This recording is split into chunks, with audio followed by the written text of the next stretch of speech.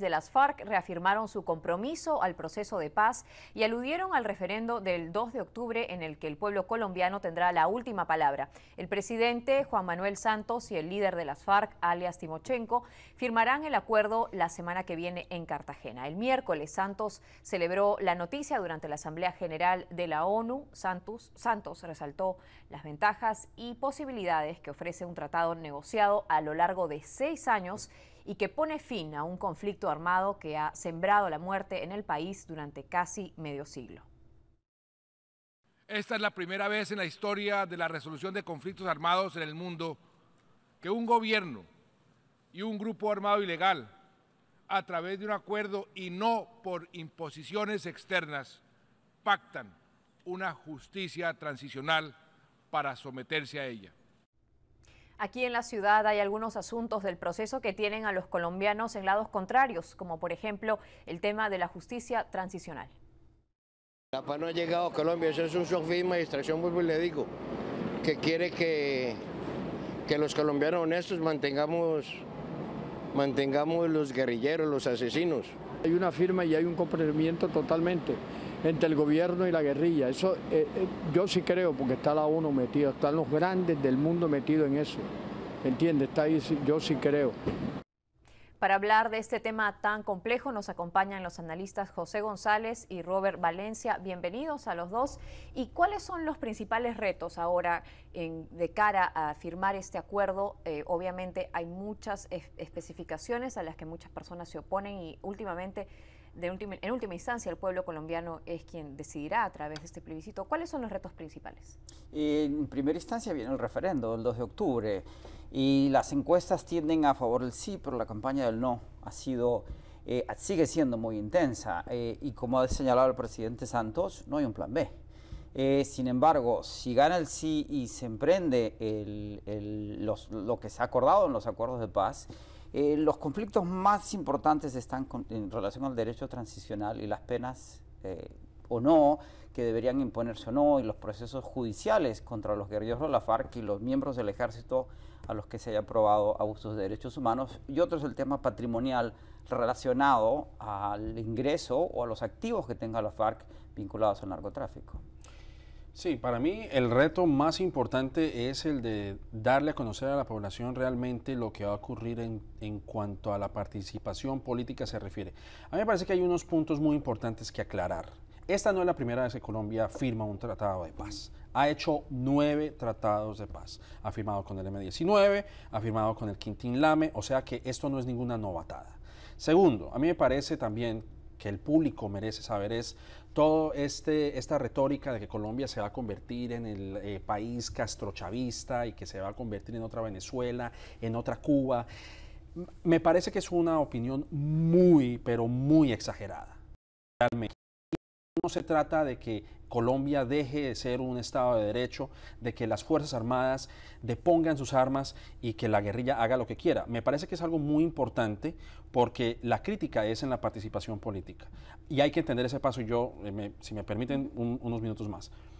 De aquí al 2018 van a existir 3 voceros en el Senado donde ellos puedan expresar su opinión. Del 2018 al 2026 van a tener 5 curules en el Senado y 5 curules en la Cámara. Y después del 2026 van a tener que disputar curules como cualquier político. Y es ahí donde los colombianos pueden derrotar a las FARC.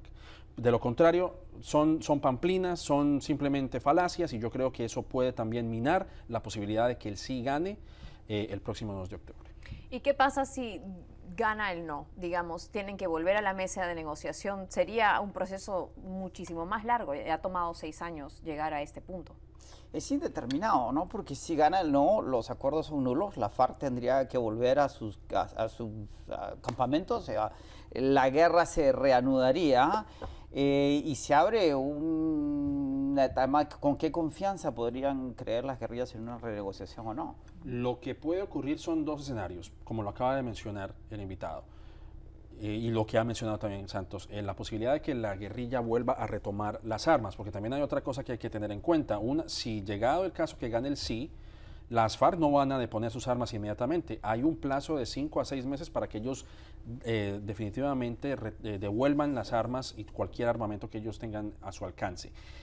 La otra es que el Centro Democrático en cabeza del señor Álvaro Uribe, quien es el que ha liderado la campaña del no, dice que no se trata de que ya se destruya totalmente lo que se ha alcanzado en La Habana por aproximadamente 4 años. Lo que ellos quieren es que se vuelva a la mesa y se haga renegociaciones en puntos que han sido puntos de contención, como es la justicia transicional y también el hecho de que los guerrilleros van a recibir una compensación por simplemente dejar las armas. Así que esos son los escenarios que se presentan hasta el momento. ¿Cómo pueden enfrentar los colombianos esos aspectos de ese tratado a los que no están muy de acuerdo? A que, como acabas de mencionar, esta polémica de la justicia transicional y de que algunos podrían recibir algún tipo de remuneración por entregar sus armas. ¿Cuál es la manera en que se puede convencer a las personas que no están a favor? Muchos colombianos en el área, como vimos, tienen opiniones encontradas sobre ese acuerdo. El problema del proceso penal no es tan simple como parece, en el sentido que el acuerdo señala que los guerrilleros que confiesen sus crímenes y expresen arrepentimiento van a estar sujetos a esa justicia transicional. De no declarar sus crímenes y arrepentirse y de probarse los crímenes, entrarían a un proceso de justicia común. Y por otro lado, todo acuerdo de paz, como el que está viviendo Colombia, al final del día son acuerdos políticos. Uno de los miembros del Tribunal Supremo de Justicia en Colombia señalaba en una conferencia en la Universidad de Columbia hace unos meses que la Corte Constitucional, para llegar al acuerdo de paz, ha tenido que comerse algunos sapos constitucionales y legales. Pero lo mismo pasó con los acuerdos de paz en Vietnam, lo mismo pasó con los acuerdos de paz en Inglaterra con la IRA, en España con la ETA. Es más o menos inevitable. En la medida que la guerra continúa, es sumamente destructiva. ¿Qué pasa ahora con el narcotráfico? La guerrilla entrega las armas posiblemente y se vuelven quizás en una opción política para Colombia. ¿Qué pasa con el lado del narcotráfico, en el que también se han visto envueltos durante décadas? Bueno, hay que entender precisamente que ese es uno de los puntos más importantes del acuerdo. El hecho de que las FARC dejan de producir pasta de coca, porque fueron precisamente los líderes en la producción y en la comercialización de este producto ilícito. Ahora, también hay que entender que este punto de la negociación es importante porque las FARC emplean cerca de 500.000 de personas para el cultivo de coca. Entonces, imagínese usted, si se llegara a aprobar en el plebiscito el proceso de paz, ese cultivo de coca puede ser suplementado por productos básicos, lo que usted pueda imaginarse, yuca, papa, lo que se imagine, productos agrícolas, en un espacio de 2 años. Esto es importante porque además, lo que se podría, en el aspecto, vamos a decirlo, de medio ambiente, es importante porque Colombia puede dejar de utilizar glifosato y este tipo de pesticida que se lanza desde el aire, que incluso ha afectado a sus países vecinos. Sería un escenario ideal, pero ¿podemos confiar que algo así llegaría a concretarse? Todo proceso de paz y su ejecución son complejos y son largos. Lo cierto es que, como lo ha señalado el presidente Santos, el ministro para el postconflicto, al final del día, Colombia es un país que no solo vivió los 50 años de la guerrilla de la FARC, sino previos los años de la violencia y la violencia narcotráfico. Y la discusión es muy básica. Los colombianos se han matado los unos a los otros por décadas en busca del poder político y están cambiando la mentalidad a disputar ese poder en el área política que es donde debería estar. Y creo que la base de acuerdo está sentada. A mí me parece que lo más importante de este acuerdo es el campesinado. Y yo creo que eso es importante porque la mayoría de los votos que van a ocurrir el 2 de octubre ocurren en áreas urbanas. Colombia es un país altamente urbano y hay que decirlo, aunque las FARC han sido un flagelo tremendo para Colombia, el peso de la guerra se vive en el campo, no en las ciudades. Y el campesinado es el que realmente merece que se firme un tratado de paz. No es posible que con o sin tratado no haya una reforma agraria, que solamente exista el 1% de los terratenientes teniendo el control de más de 40% del arado colombiano y que muchas de las personas que tienen poder o tenencia sobre esas tierras no lo puedan demostrar. Colombia no necesita, como lo acaba de decir, no necesita más muertos, pero tampoco necesita desplazados. Colombia tiene la segunda o la tercera tasa de desplazados más grande del mundo después de Darfur y de Siria.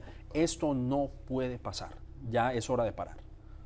Y podemos decir, varios han salido a expresar sus opiniones respecto a este tratado y muchos creen que es un modelo a seguir en este tema de tratados de paz. ¿Es así? Podemos decir que dices ahora que hay muchos huecos como una reforma agraria. Para mí hablar de ese tema es muy difícil como colombiano, por supuesto, y porque apoyo el referendo. Pero, obviamente, como lo acabo de mencionar también el invitado, es una negociación. La guerrilla se tiene que tragar sapos, el gobierno se tiene que tragar sapos, los colombianos tenemos que tragarnos muchos sapos. Pero es negociación, hay que ceder una parte para poder llegar a un acuerdo. Si lo vemos en el esquema de las cosas y comparamos otros tratados de paz, a mí me parece que este tratado de paz es muy completo, porque si usted ve, por ejemplo, lo que hemos visto en Nigeria, lo que pasó en Nepal, lo que pasó en otros países, no solamente se estaban hablando de curules en el Senado, se estaba hablando de una gran parte del Senado, vamos a poner en Nigeria, creo que fue, o en Nepal, 60 asientos en el Senado, más la vicepresidencia del país. Y aún así el tratado de paz en países como Nepal, como Nigeria, se han llevado a cabo. Aquí estamos hablando de 5 curules en el Senado y 5 curules en la Cámara, y que después de eso, en el 2026, tengan que pelear por puestos. Entonces, me parece que es algo muy completo, pero principalmente el hecho de que se mantiene el Estado de Derecho y que las FARC están entregando las armas, y principalmente que dejen de traficar con drogas, que es la principal fuente de ingresos que ha tenido esa guerrilla por mucho tiempo. Y la producción de drogas también se tendría que movilizar a otros países, es decir, el consumo. Por supuesto, el consumo no va a parar, pero tampoco eso quiere decir, una cosa que quiero agregar también, es que aunque se firme la paz en Colombia y se dé el sí, eso no quiere decir que haya paz perpetua en Colombia, porque también está el ELN y hay desigualdad social, que es el combustible principal para que se lleve a cabo estos ataques bélicos. No sé si quieres agregar algo. Importante considerar que el concepto de revolución del siglo XX, que empieza con la Revolución Rusa, continúa con la Revolución China, y América Latina empieza con el asalto al cuartel de la Moncada en Cuba hacia fines de los 50, culmina con el Tratado de Paz en Colombia. Las revoluciones en América Latina hacia adelante, las del siglo XXI, van a tener una característica totalmente distinta a este ciclo que se está cerrando. De allí que este tratado sea tan importante, además que consolida la política externa norteamericana de distensión, Cuba, Argentina, Chile, en términos de revelar el involucramiento americano en los abusos de derechos humanos. China, la visita de Obama a Hiroshima, Irán y hoy día Colombia. Muchas gracias a ambos por estar con nosotros, a Robert Valencia y a José González, ambos analistas.